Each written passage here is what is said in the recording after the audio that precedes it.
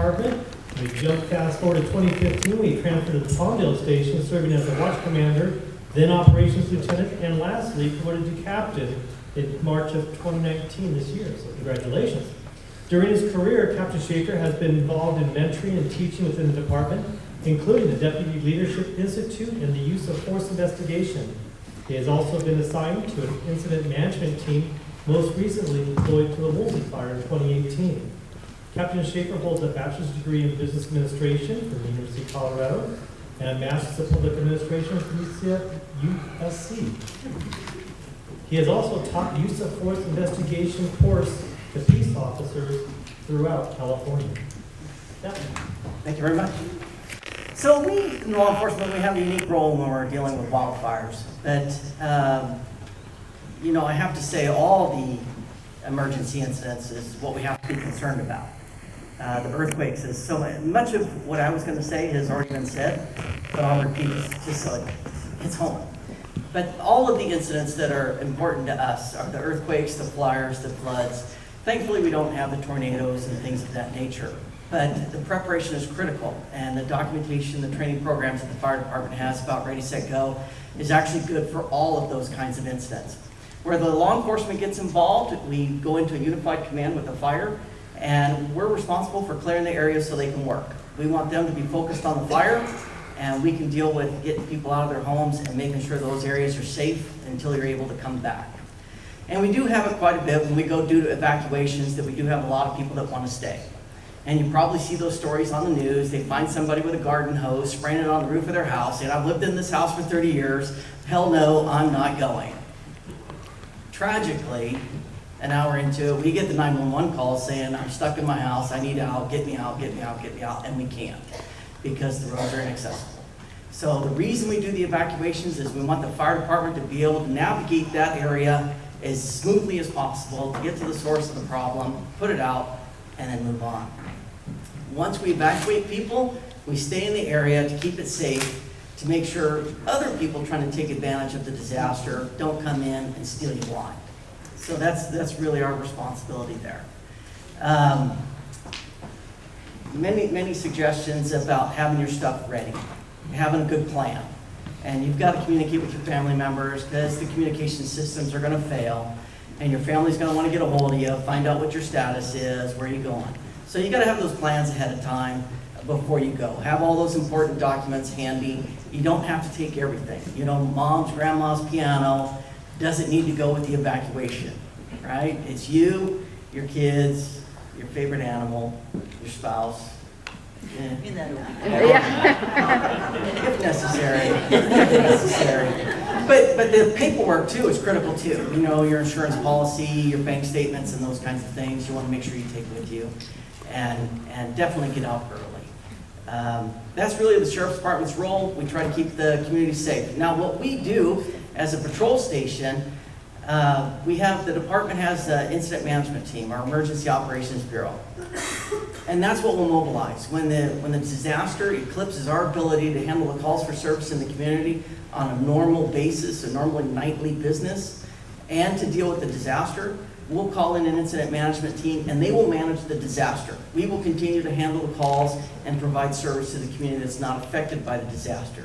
So what that means is we're bringing personnel from all over the county that may not ever have set foot in the Antelope Valley before.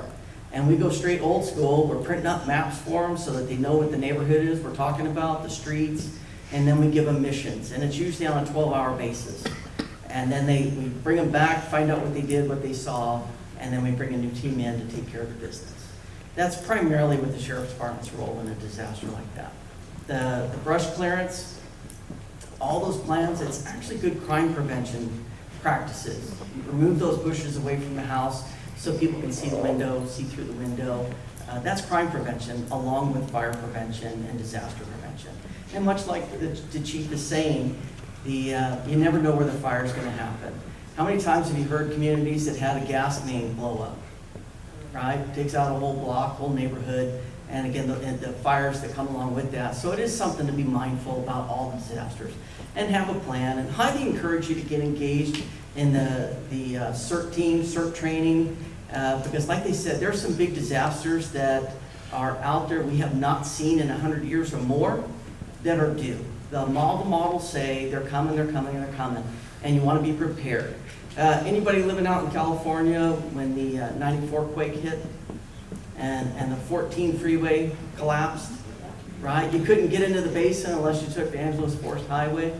A lot of people, there's so many people that live in their communities. We'll block a street because we got something going on, and people will come up and they'll say, how do I get to my house?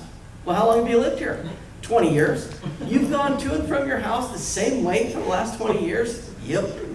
And they're stuck, right? So they don't know how to get around. So the CERT training is valuable because there's a good chance that your normal avenue or help to get to you is going to be knocked out. And the CERT training will be a good resource for the community until the emergency management people can get to you.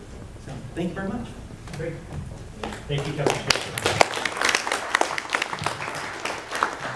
Next, we have from the California Highway Patrol, Captain Eric Bronier. Captain Bronier serves as the commander of the Highway Patrol, Antelope Valley area. During his 22 years with the CHP, he has served the people of California at various assignments and locations throughout LA County. As the commander, he is committed to ensuring this community enjoys the highest levels of safety, service, and security we can provide by working closely with our allied agencies and local government officials. Captain Bronier. Thank you.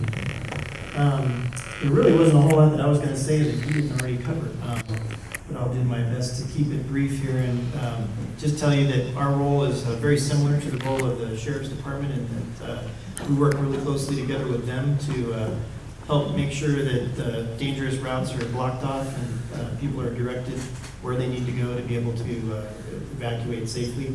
We put people inside the command center where we all work together with the fire department, and they tell us where and when people can come and go from the area, and we'll assist in making sure that that happens. But like the captain said, one of the biggest problems that we face are people that only know one way in and out of their area. So I would encourage you, if you don't know more than one or two routes in and out of where you live, it would be good for you to drive those and figure that out so that you know all the different ways you can go if things get blocked off, because that happens more often than you would think. We also get a lot of problems with people that just don't want to listen to our directions, our instructions. They're upset, they forgot something, they want to go back inside and get it, and those types of things. So obviously, just being cooperative and being prepared in advance so that you don't go off and forget those things, having a checklist, communicating with your family members and knowing what the plan is, where you're going to meet, and the way you are going to get out is key and vital to making sure that you get out safely.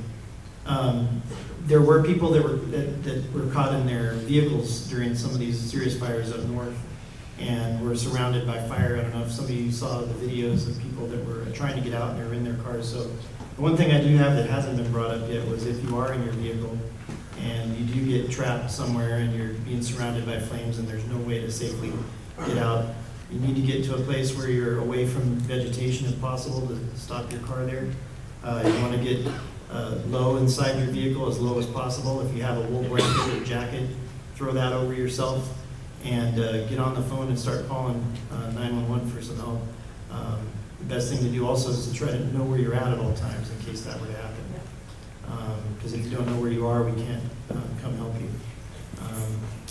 The advice that you were given before I got to speak was a very sound advice, and I hope you guys follow it. There's a state website that I wanted to give out. It's the state CalFire, readyforwildfire.org, and I was checking that website out, and there's a lot of really good information on it. And it's readyforwildfire.org, spelled out F-O-R. I think it's a good resource in addition to the Ready, Set, Go, and everything else that is available to you out there. Thank you. Great, thank you, Captain Bronier. Before we get to our California insurance person, I was going to mention to my wife, there's a reason why I take 47 different directions way to go home. See? I'm following the instructions. She just shakes her head. Up next, we have Sally Westlake, who is an Associate Insurance Compliance Officer. Oh, what? So my full name is Sally Kim Westlake. She's been married for 14 years. Yes. Come on. But they see Sally Kim and you introduce me as Sally sorry. Westlake, and that's why they're like, Sally complicated. Kim Westlake, married 14 years happily too. Yeah. Thank you. She is an associate insurance compliance officer in the Consumer Education Outreach Bureau of the California Department of Insurance. She has been with the department for 13 years, educating consumers about insurance with a total of 19 years in the insurance industry. She graduated from Cal State University Fulton with a degree in business administration and an emphasis in accounting. Sally. Thank you, Mark. By the way, Mark, when you started, you introduced me as, I think, the insurance commissioner. So thank you for that promotion. I am from State of California's Department of Insurance, and I work for the insurance commissioner, Ricardo Lara. So I'm here today to tell you about the department first, and then about disaster preparedness from an insurance standpoint. So who is State of California Department of Insurance? We regulate the insurance marketplace. We don't sell insurance. We just regulate all the insurance company, agents, and brokers that sell insurance for the state. So as a consumer, if you ever have a problem or a question about insurance, we're the state agency you come to for help, whether it's auto insurance, homeowners, all 23 lines of insurance that's sold in the state of California. Insurance in California, $310 billion industry. What does that mean? That's what you and I all pay in insurance premiums every year. California is the largest insurance market in the United States and the 4th largest in the world. That's what happens in insurance. Huge for-profit business. And that's what you all have to remember. Insurance is a for-profit business. Insurance companies are allowed to make a profit, but that profit has to be reasonable under Prop 103 when it comes to auto insurance and homeowners insurance. So let's talk about disaster preparedness, homeowners insurance. If I ask you today, do you have enough coverage to rebuild your home after a fire? What's your answer? No. Yes. Yes. I hear a couple yeses. Most people say, I don't know, I hope so. I'm not sure. Then you're missing out. You need to have a conversation with your insurance agent or your insurance company. United Policyholders did a survey. 74% of Americans are underinsured or inadequately insured. People don't realize it, that they're inadequately insured or they don't have enough insurance to rebuild their house until after a disaster, until after a fire. That's when they find out, after they file a claim, that, what do you mean I wasn't covered? I thought I was covered. I've been paying premiums for the past 20 years. How was I not covered? That's why you need to call your insurance agent, your insurance company, and ask that question. Do I have enough coverage to rebuild my home if a fire wipes out my house tomorrow? If you have natural cash value policy, you probably don't have enough to rebuild your home. Do you have a replacement policy, or do you have a total replacement value policy? If you have a total replacement value policy, then most likely you'll have enough to rebuild. But don't you want to know, right, ahead of time? There's over 50 insurance companies allowed to sell homeowners policy in the state of California. It's up to you to shop around to make sure you have the right coverage and the right amount of coverage, and understanding what type of policy you have. Paradise Fire, brought up a couple times. Burned down the whole town, most of the town, right? What we've also found in that area is that the fires were so hot, it's actually damaging and burning parts of the foundation. Those are additional costs involving rebuilding those homes. That means, again, you're probably not going to have enough coverage. We saw something called demand surge occur after Paradise Fire and after all the disasters, big fires. It's something called demand surge. The whole town has to be rebuilt. What does that mean? Price of lumber just went up. Can't find general contractors. The price, when the insurance company originally estimated $200 a square foot to rebuild your home, after a disaster strikes through, it's no longer $200 a square foot to rebuild your home. It's now $250, $300 a square foot. Montecito, after the wildfire, after the mudslides, it's $1,000 a square foot to rebuild that home. So you need to know what you have, what you're actually covered for. Do you have code upgrades? Do you have inflation costs built up into your home? Total replacement value policy, means if you have a $500,000 policy, but it turns out after all these other factors gets built into it, it's actually going to cost $525,000 to rebuild your home, total replacement value policy will go above and beyond your total policy limits.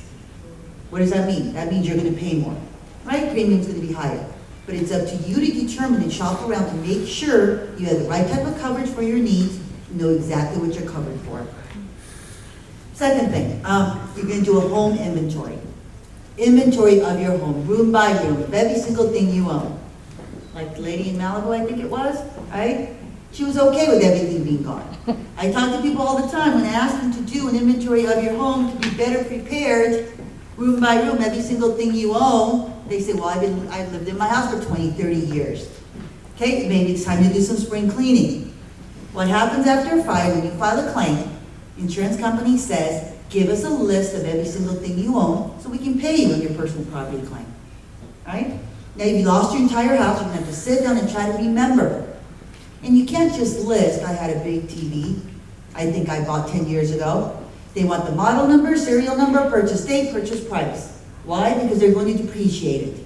If you have a complete loss, remember, you have to replace every single household item inside your house. Everything costs money to replace. Insurance companies are going to do their best to make sure they pay you as little as possible under your policy limits. It's up to you to show proof of every single thing you had inside your house. That's why you do it now before the disaster. This is all in preparation, in case of. After the Paradise Fire, insurance company said, we know the town's gone, we know you lost everything, but give us a list.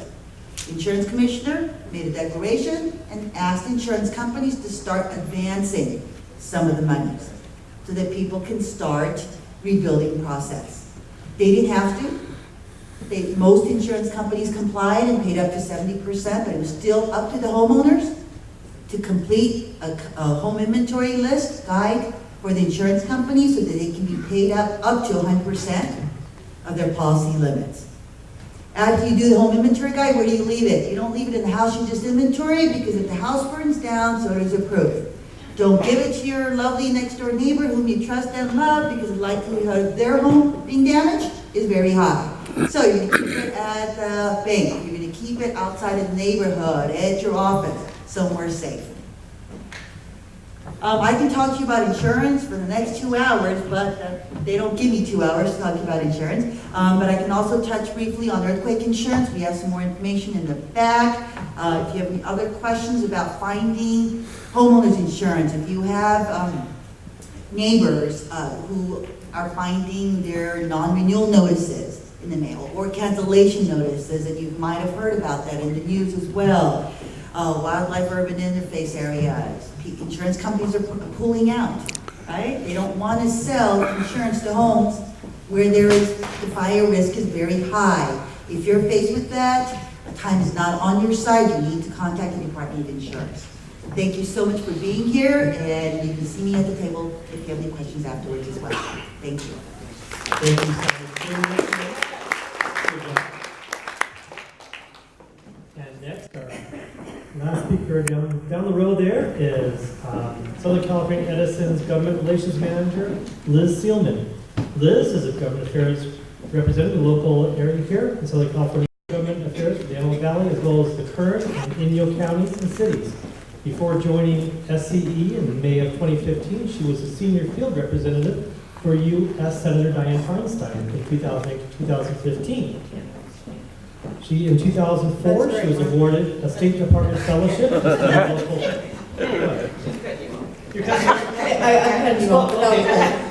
I just put in one personal plug?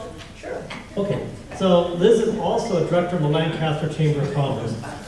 Yay. Now you can talk. Thank you very much, Mark. We appreciate the opportunity to share a few words about what SCE is doing to make sure that we're reducing the risk of wildfires and protecting our communities. So 30% of Edison's service territory is considered high fire risk areas. We have a 2019 wildfire mitigation plan, and it's basically looking to make our utility equipment, which is basically our poles and our lines, more fire resistant. And we're also looking at enhancing our operational practices.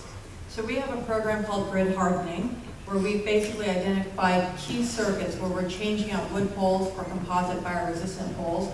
We're also putting covered conductor on the bare wire, which is basically an insulated material that would mitigate for any foreign object basically touching one of our energized lines.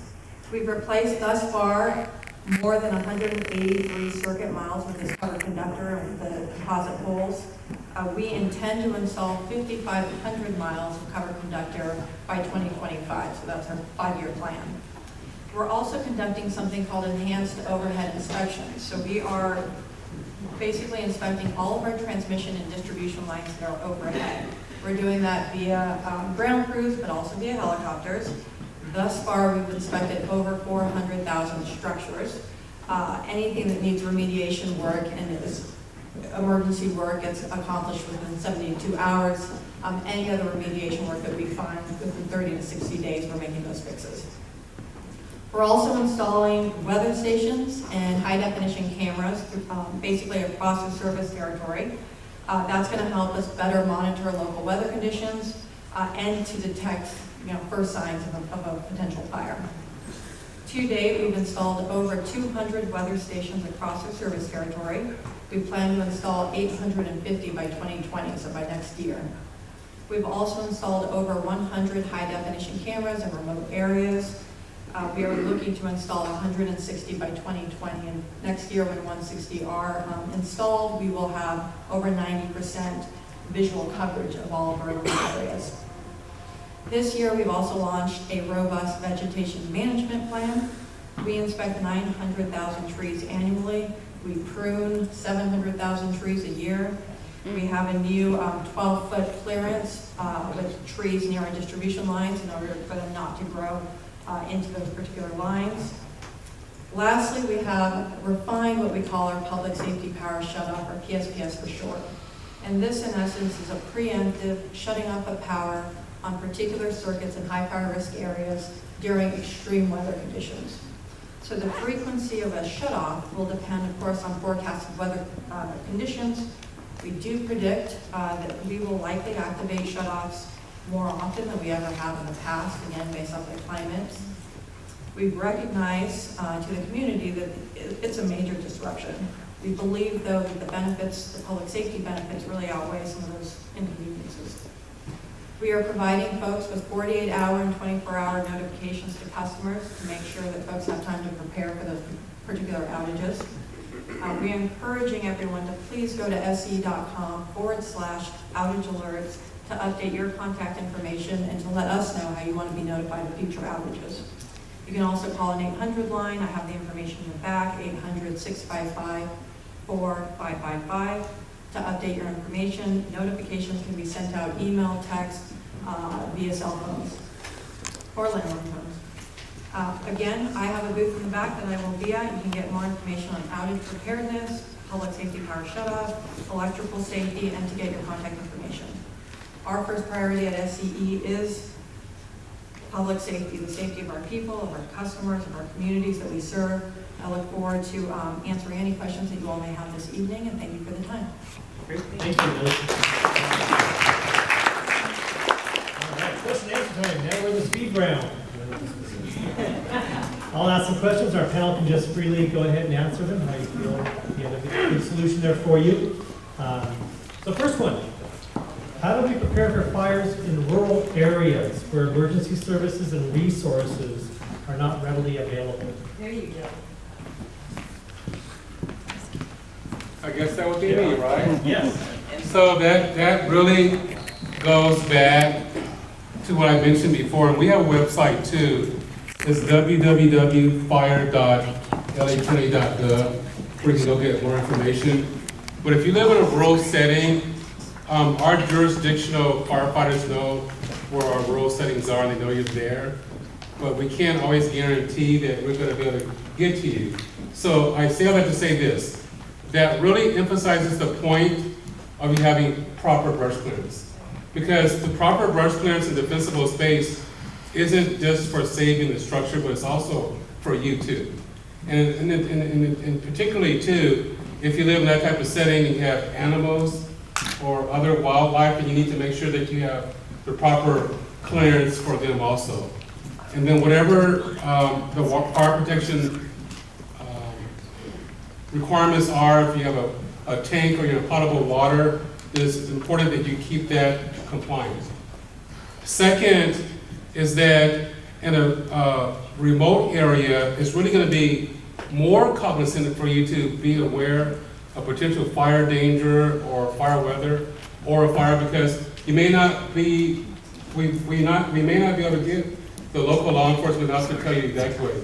So in certain instances, like I mentioned earlier, when I was talking earlier, that we want to partner with you, and if you live in that type of area, you have to have a personal responsibility yourself to recognize if you're going to shelter in place, and if you're going to evacuate, don't wait, evacuate early. And if you need more information, then my recommendation would be is to have your local firefighters come out.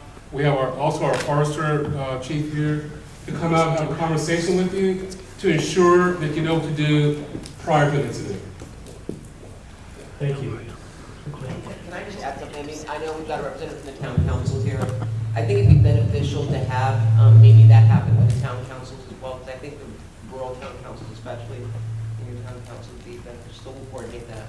Yeah, so whoever asked that question, we can have Chief Sullivan raise his hand, and he's the regional assistant chief here, then he can coordinate that request and come out and meet personally with his crews to continue this dialogue.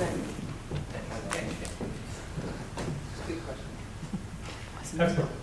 So for my next question, I'm going to kind of throw things up and make it kind of more just interesting. Lisa, come on up here. I want to introduce Lisa Elridge. She's with Animal Control.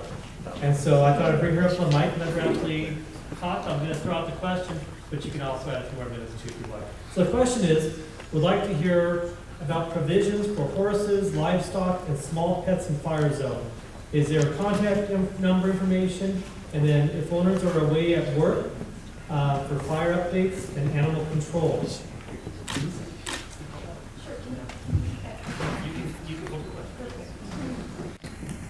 Good evening, everybody. Thank you very much for being here tonight. My name is Lisa Eldridge. I'm the Portsmouth Public Safety Division Manager. And one of the things that I oversee with our department is emergency operations and the preparedness that is necessary for individuals to have a plan for their animals. It's quite common, everything that was said here today, that life and property is of importance to you. And for us, it's animals too. I've been with the department since 1995, and I've made it a mission to protect animals, and people with animals, to protect our communities, and to do responsible pet ownership. We do outreach projects where we speak to the communities. We have programs that can help people with their animals. But tonight, what I think is very important for everybody to know are some key things when it comes to responsible pet ownership. We like microchipping. Microchipping on pets allows us to be able to reunite an animal with its owner if they ever get displaced.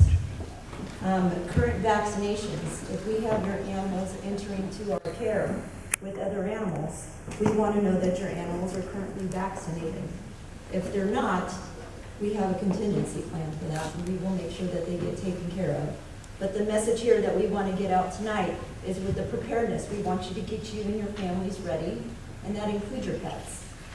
So you know what kind of animals you have, and you know what they need every day, what they eat, what type of medication that they take, what they like, what their triggers are, what kind of noises are going to make them scared, what type of, do they interact well with other people? When animal control gets the call and we need to go into your yard and help evacuate, is your dog going to be aggressive towards us? Is your cat going to hide from us? Probably, because they're going to be very scared. So if you are a pet owner and you have your animal and you socialize it, you keep it healthy, you keep your external identification on your pet so we know who to call, we're going to be able to better assist you. So when it's time for an emergency and an evacuation, we have in our department, Lieutenant Agupi. He has been with the department for several years. He's our Department Emergency Operations Coordinator, and he has been working with stakeholders for years with what our response is when we have an incident. And we provide sheltering, transportation, and evacuation of animals in an emergency. But we're dependent on people being responsible pet owners first, so we can help support the mission that these guys are doing out there with the evacuations and the response that they have. So when people come into the community, because we know we've got a lot of people with goodwill for animals, they want to help save the animals, but we got to make sure that we're not hampering their rescue efforts. So please, listen to those messages, get prepared. If you have dogs, if you have cats, I recommend you guys have some type of carrier for your animal. You can have everything you need put into that carrier: leashes, vaccination records, photos of identification, microchip information, extra supply of their medication. It's all the same things you would do for your family, but these are for your animals. If you have three St. Bernards and you're driving a Mini Cooper, I see where you might have an issue getting your animals out, so think about that. And it becomes even more complicated when we're talking about livestock. You have large animals. We have a team that could come and help you out, but we might be a little bit busy with the operation. Our department, we have volunteer groups, a very robust volunteer group to help with small animals, with large animals. I also oversee our department's equine response team. It's a group of volunteers with expert horse handling skills, livestock handling skills, and they assist us when we have disasters. During the Wildfire, we housed over 800 animals. The majority of those were large animals. So we have a sheltering site. We identify the sheltering site based on the event. If the event is in close proximity to where our sheltering site is, we might not choose that. So you guys might want to go to the Lancaster Animal Valley Fairgrounds, but we might say this is not a suitable place for them because of the smoke, because of the area, because of the terrain, because we might need to evacuate that area. So it might not be as convenient as we want it to. Please have a plan. It doesn't have to include a response from animal control. It's something that you guys could do. You could make connections in your community. You could go out, speak with people outside of this jurisdiction who have large animals, where you could take your animals and shelter them. Your animals are going to be safer and more happy and more at peace with you than in our facilities. We do a very, very good job, but during a disaster, you're going to get comfort from your animals, and your animals are going to get comfort from you. So please don't forget them. They might need to take the classes So, if they want to volunteer. back at our table, thank you. Back at our table, I have information from small animals all the way up to large animals. What can you do to prepare? We have it all written down. So we have the question here. I think I might have touched on a little bit of that. We do have volunteer groups that could come out, and we have American Red Cross opening up sheltering sites for people. We take a mobile animal shelter to that facility so people could co-locate with their pets. The large animal facilities, we try to work with people so they could come in there and see their pets, know that they're doing well, and rest assured that the people that are taking care of their animals are animal lovers themselves, and that your animals are in good company, getting good care while you guys are dealing with them. I think there was one question here, if I could, a contact number. So this is where it gets a little tricky. We have two communication centers for our department. We have one in the north, we have one in the south. They're 24 hours. We have multiple phone numbers, but they all ring in the same place with the same operators. So it doesn't serve you to try to call every single number to get somebody to answer. When we have that information out, where we know we're going to be sheltering large animals, we put that out on our social media. So follow our social media. You've got to know things change in a second. Sometimes we open up sheltering sites and they're completely filled within an hour. Then we open up another sheltering site.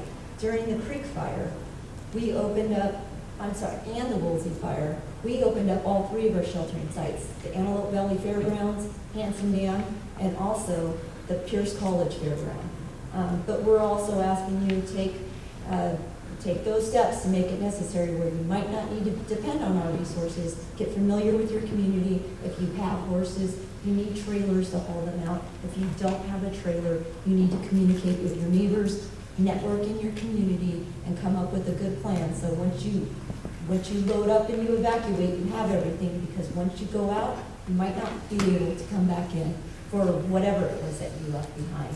Strategy. So everything that I had spoken about before in terms of vegetation management and the work that we're doing to clear the brush, what we're doing in terms of making our equipment more fire resistant, is all in an effort to make sure that we don't have to implement what we consider really the method of last resort, which is the public safety power shutoff. So in terms of long-term work, how do we reduce the times that we would preemptively shut off power? It's by making sure that in some of these high fire risk areas, our equipment is not going to be the cause of any of those particular sparks. So that's sort of the bigger picture, is the cover conductor inspecting all of our overhead equipment, making sure that everything's in the best condition possible, and then making sure that we have a really robust vegetation management program. What was the last part, Mark? I apologize.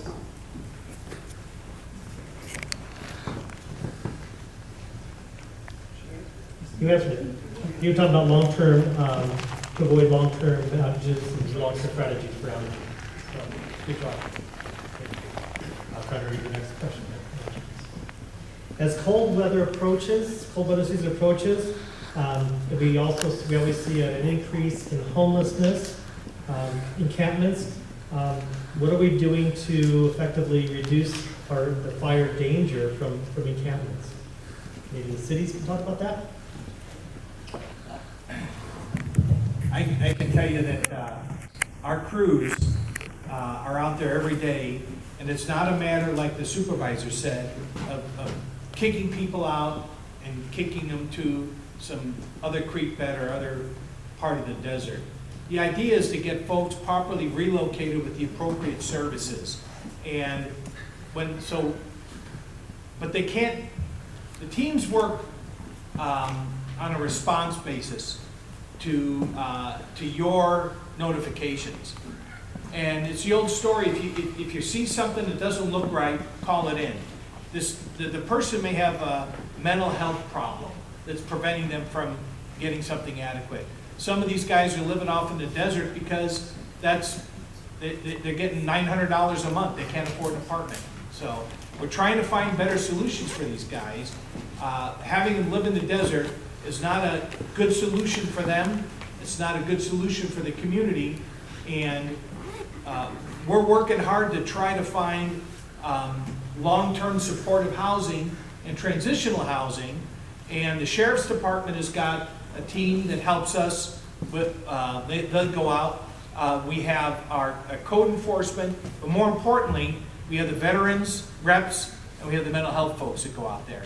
So they're not going out there from the perspective of, hey, hit the bricks. That's not it. The question is, how can we help you? What do you need? What can we do to help you access the resources that you need to get out of this environment that you're in? So the cities are both working real hard. Jason, you want to add anything to that? Yeah, just real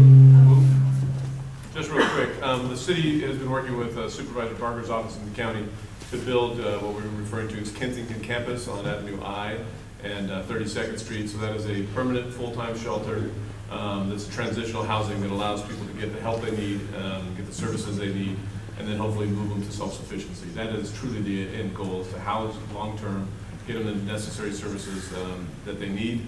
And those that are refusing service, we'll find alternate locations for them.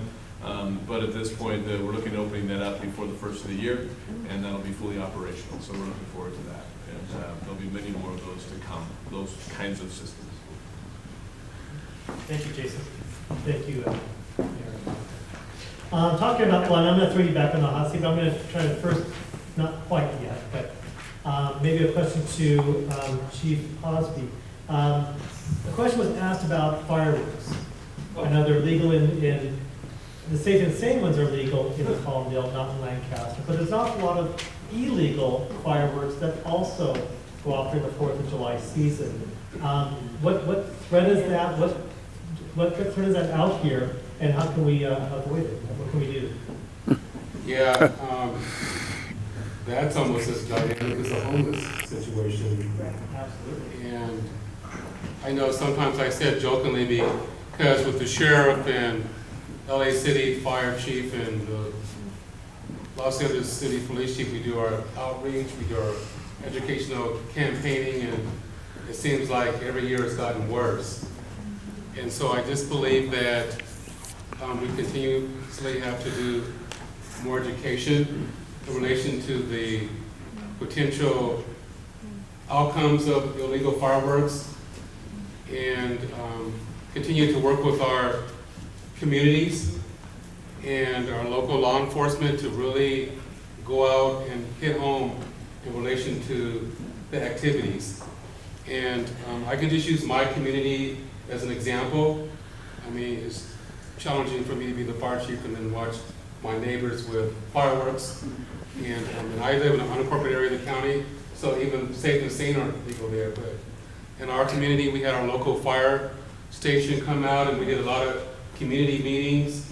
The local sheriff came out, and we did a lot of community meetings, and we got the fire department and the sheriffs to really patrol.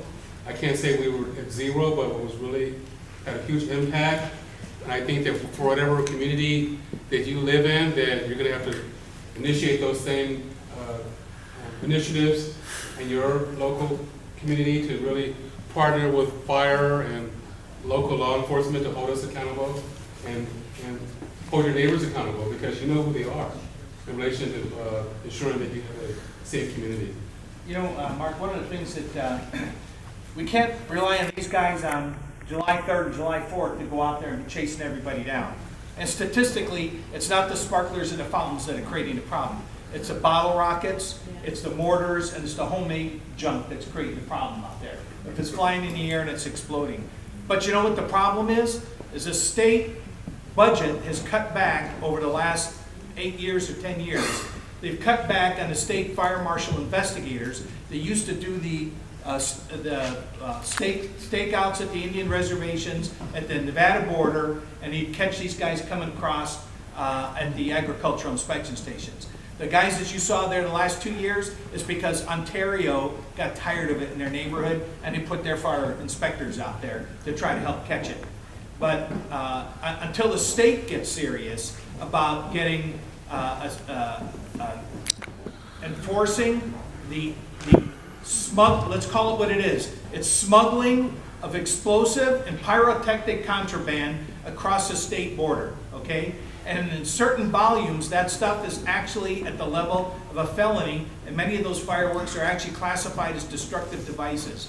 So everybody knows the guy that's got the trunk load of them. Everybody knows the guy that's got the garage full of this stuff. If you're waiting until July 3rd to call it in, probably shouldn't even bother, because they're already chasing other problems already. I'm not saying don't call it in, but there's a better time to call it in. When we're unloading all those boxes and putting them in the garage with the orange diamonds on the side of it, okay? That's the time to call it in. But it's not the sparklers, it's not the fountains that are creating the problem. I worked 32 years in the city of LA. Fireworks of any kind were illegal from the day that that city was incorporated. And all you got to do is drive down there on the 4th of July. You got a better damn fireworks show down there than you've got at the fairgrounds, okay? So just the fact that you say that the stuff that the nonprofit booths are selling, those booths aren't creating a problem. They're not selling this stuff. Code enforcement, the fire department, the sheriff department are going around and the undercover check those things every year. They check them, okay? So call it in and encourage our state reps to encourage the governor that in his budget to include additional adequate funding. Because I can tell you, the budget ain't enough. There's not enough budget out there for the resources that are necessary on that. Great, thank you, appreciate that. So one of the questions that came up is reporting like dead trees. But I think maybe we can expand that to, I know Chief Osby was mentioning about clearing next to your house. You know, making sure you don't have, you know, gas cans that are half full next to your garage, not real smart. So if you're a neighbor and you see someone in your neighborhood that has, and obviously flammable materials next to the house, dead trees that most likely are probably rubbing up to their eaves or something like that, who do they go to report to? Both from the city or from, if they're unincorporated, from the county, who do they call? Well, naturally, they can call the fire department. I mean, our fire code does not really allow us to inspect residential homes, but if there is a, some type of hazard, especially in the wildland interface area, then we have responsibilities that relates to the ornamental fields to ensure that they're abiding by that code, and then whomever the citizen is that's asking that question, then depending on the city or the county, then we will coordinate and collaborate with the respective cities to ensure that we're collectively going out addressing the hazard.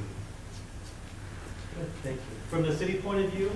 I think for both cities, I'll speak on behalf of the mayor, it's the code enforcement department. If you call code enforcement, they'll be out there to handle that for you.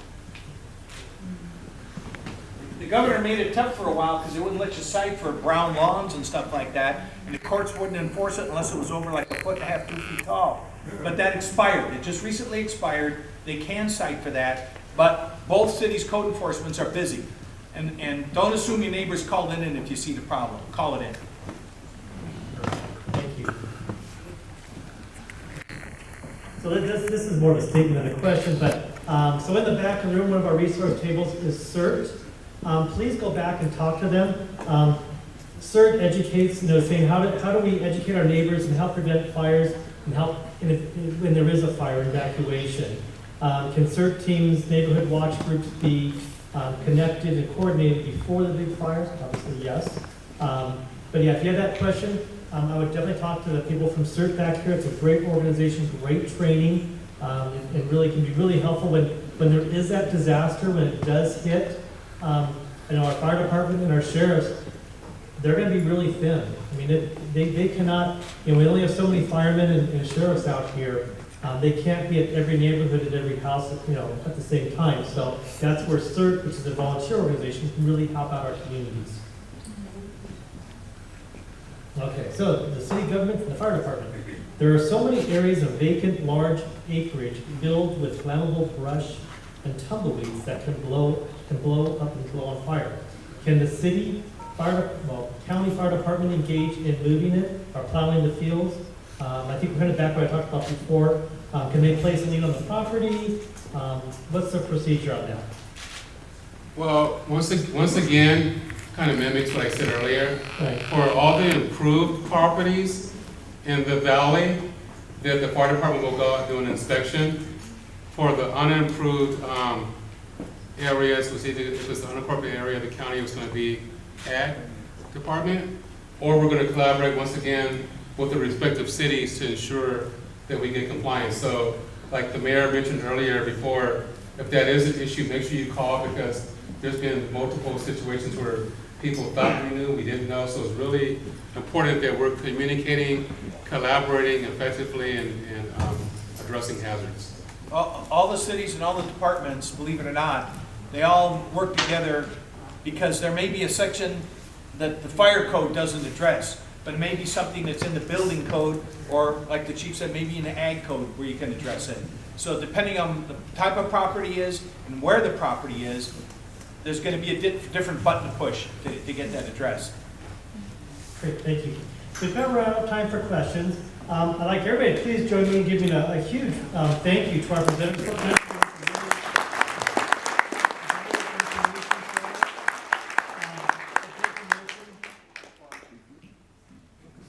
You want to say one more thing right there in the Senator Will? No, when I cut you off for my introduction, you didn't say anything nice about me like you did Liz. So I'm gonna do it. So I want to do this. So on Monday, October 14th, Assemblyman Lackey and myself will be doing a community chat from 6 p.m. to 8 p.m. at Lancaster YMCA. The last day for the governor to sign bills is October 13th. So October 14th, we should be able to do a legislative wrap and then answer any questions that you might have. Lancaster YMCA, Monday, October 14th, beginning at 6. A forum like this? Yeah, but just two of us. Anyway, thank you, Mark. It's more like a show, you get two of them together. Sometimes. They're entertaining, that's for sure, and informative, but I gotta say, I appreciate both of our elected officials up in Sacramento that from a chamber point of view, how keep our community strong, how keep our business healthy. So I do appreciate you, Jim, so thank you for that. That's all the time we have for tonight for our questions and answers. All our tables, our resource tables in the back, and our speakers, our presenters will be at those tables. So if we did not have time to answer your questions, please address them to the panelists. If you need more information, fill out one of those index cards, put your name and your contact information, and we will follow up with you.